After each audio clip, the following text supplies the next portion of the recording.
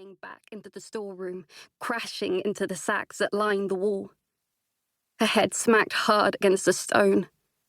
The sacks were kept atop a low wooden bench to keep them from the damp of the floor and the sand that covered it in a fine layer. But they toppled readily as Alexandra hit them, following her to the ground.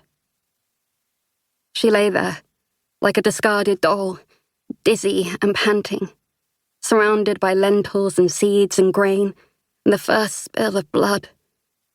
The door rested atop her.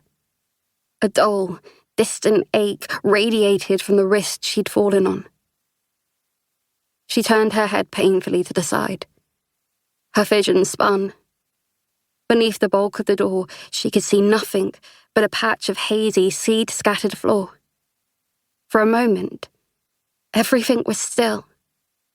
Then a shadow rippled across the ground, followed by the dancing glimmer of a reflection. A glint of metal, like the shine of firelight off a blade. Alexandra turned her head away. What use was watching? It would only make her more afraid. She squeezed her eyes shut and waited, her pulse thrumming frantically in her ears, her throat, her belly, and the tips of her bloodied fingers. When the door was lifted from her, it was with something like gentleness. A gasp rushed past her lips as the pressure on her chest released, and she felt something warm dribbling from the corner of her mouth. Blood.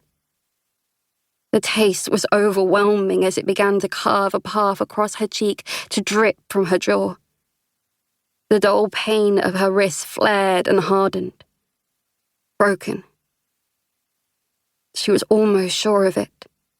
There was a sharp, ringing thud, something solid making contact with the floor, so close to her face that she felt the disturbance in the soft, short curls that framed her face. Alexandra whimpered. Shh. A rustling of fabric as the monster knelt. A careful hand caressed Alexandra's face, wiping the blood away. Then the soothing shushing gave way to a foul, wet sucking. Alexandra squeezed her eyes shut tighter.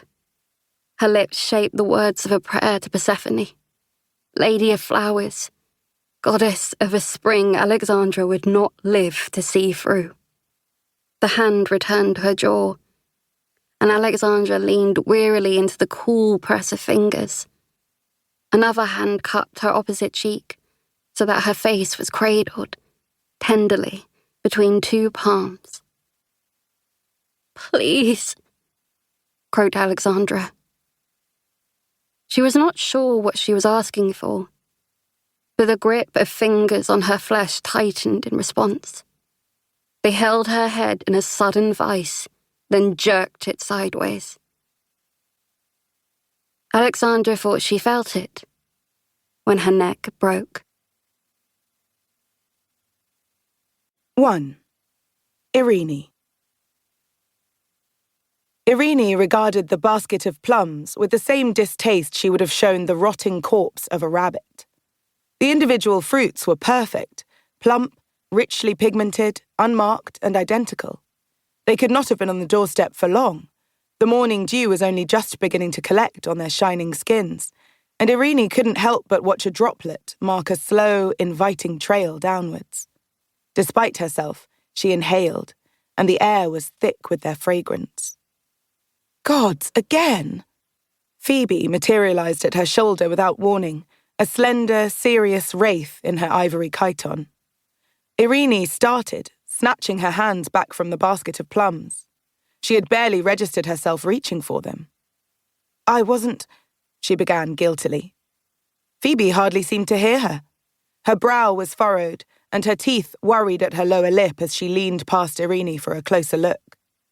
The third basket in as many days, she observed flatly. And they're from him, aren't they? Irene nodded reluctantly, unable to meet her twin sister's eyes. Who but Leandros could find plums at this time of year? And it was not just plums. Yesterday it had been figs, and the day before that pears and a cluster of golden grapes, all perfectly ripe, all impossible to find in